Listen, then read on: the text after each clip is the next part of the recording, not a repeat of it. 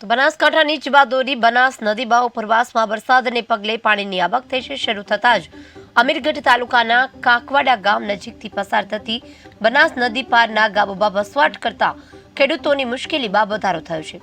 150 જેટલા પરિવારોને નદીમાંથી જોખમી રીતે પસાર થવું પડે છે। બાળકોને અભ્યાસ માટે નદી પાર કરીને જવું પડતું હોવાથી શિક્ષણ બગડી રહ્યું છે। જોકે અનેકવાર રજૂઆતો કરવા છતાં પુલ ન બનતા ગ્રામજનો જીવના જોખમે નદી પાર કરવા મજબૂર બન્યા છે।